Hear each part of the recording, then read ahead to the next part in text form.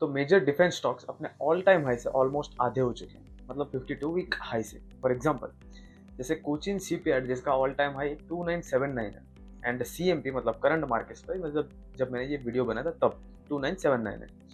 Same GRSC जिसका all time high 2834 था, लेकिन फिलहाल 1702 है। भारत डायनेमिक्स जिसका ऑल टाइम हाई 1795 था, बट नाउ 1100 है। एक लास्ट कंपनी डेटा पैटर्न्स जिसका ऑल टाइम हाई 3655 है, बट फिलहाल ये 2350 के आसपास ट्रेड हो रहा है, मतलब जब मैंने ये वीडियो बनाया तब। इसी तरह से बाकी की कंपनीज भी कम ज़्यादा सही, बट डाउन जरूर है। एक्चुअली कंपनीज पे सवाल उठाना यहाँ गलत होगा, क्योंकि कंपनीज अच्छी हैं, बट इन्वेस्टर्स थोड़ा ज़्यादा हावी हुए। नो डाउट सेंटिमेंट्स बहुत ज़्यादा स्ट्रॉन्ग थे, आज भी हैं। Like government capex one of the highest allotment government ने डिफेंस के लिए किया है, जिस वजह से डिफेंस कंपनी के पास ऑर्डर्स की कोई कमी नहीं है। इसके अलावा इन कंपनीज का एक्सपोर्ट भी अब तक के हाईएस्ट लेवल पर है। फिर जिस तरह से वर्ल्ड के अलग अलग हिस्से में वॉर्स चल रहे हैं, अभी रिसेंटली ईरान ने जैसे इसराइल पे फुलझड़ियां छोड़ दी। हालांकि यहाँ पे अटैक 100% था, लेकिन इम्पैक्ट जीरो।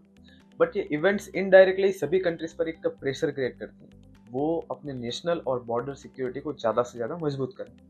तो ये कॉम्बिनेशन ऑफ फैक्टर्स सिग्नल क्या दे रहे हैं कि इन कंपनीज में डिमांड लॉन्ग टर्म के लिए बनी रहनी चाहिए।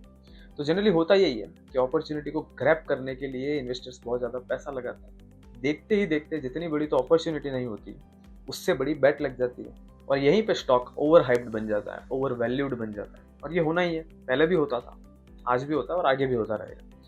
इसी वजह से स्टॉक 400-500 के पीई पर भी पहुंच गए थे कुछ कुछ स्टॉक पर, और ये फाइनली फिर करेक्शन को लेके आता है, जिसमें स्पेशली मासगॉन डॉक जो कि 41% से डाउन हुआ। इस चार्ट में आप देखिए, कंपनी का रेवेन्यू स्टेडीली ग्रो कर रहा है। सामने डिमांड इतनी ज़्यादा अच्छी है कि कंपनी मार्जिन भी बढ़ा चढ़ा के कमा रही है, जैसे कि प्रॉफिट्स तो स्काई रॉकेट की तरह आगे बढ़ रहे हैं। अब थोड़ा लॉन्ग सिनेरियो देखें तो पिछले 3 साल में कंपनी की जो सेल्स है, सालाना एवरेज 33% से ग्रो हुआ है।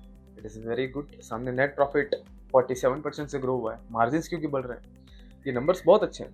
अब स्टॉक में इसका इम्पैक्ट दिखना चाहिए, पर स्टॉक में इतना ज़्यादा इम्पैक्ट दिख गया कि लास्ट 3 साल में स्टॉक जो है वो 156% CAGR से ग्रो हो रहा है। और जनरली एक थंब रूल क्या कहता है कि शॉर्ट टर्म में तो कुछ भी पॉसिबल है, बट लॉन्ग टर्म में कंपनी का रेवेन्यू, उसके प्रॉफिट्स जिस तरह से ग्रो होते हैं, उसी प्रोपोर्शन में उसका जो स्टॉक प्राइस है वो भी आगे बढ़ेगा। अब बाई चांस अगर हम किसी केस में ये सोचें कि जो स्टॉक प्राइस में ग्रोथ है वो फ्यूचर को प्रिडिक्ट करके आ रही है, मतलब जो हम DCF कैलकुलेशन कहते हैं, तो फ्यूचर में भी over the time growth stable ही रहनी है। क्योंकि अगर फिलहाल गवर्नमेंट का कैपेक्स 6 लाख करोड़ है, तो अगले साल 12 लाख करोड़ नहीं होगा, रेंज वही रहनी है। तो रॉबस्ट डिमांड है और वही रहेगी। अब इसका मतलब ये भी नहीं है कि यहाँ से स्टॉक बेचकर निकल जाओ, फिर भले लॉस ही क्यों ना होगा। क्योंकि अगर इन्वेस्टमेंट लॉन्ग टर्म के लिए है तो कोई दिक्कत नहीं है, बल्कि ये तो एक अच्छा मौका होता है लॉन्ग टर्म इन्वेस्टर्स के लिए, बाइंग अपॉर्चुनिटी। क्योंकि स्टॉक जो है 41% डाउन है, और एक अच्छी कंपनी में इस तरह के टेम्पररी डिप बहुत ज़्यादा अट्रैक्टिव है। प्रॉफिट मेकिंग प्रोबेबिलिटी यहाँ बहुत बढ़ जाती है। तो क्रक्स यही है इस वीडियो का कि डिफेंस स्टॉक में पहले future prospects and upcoming demand बहुत ज़्यादा मैटर कर रही थी, जिस वजह से स्टॉक प्राइस स्काई रॉकेट की तरह ऊपर गए।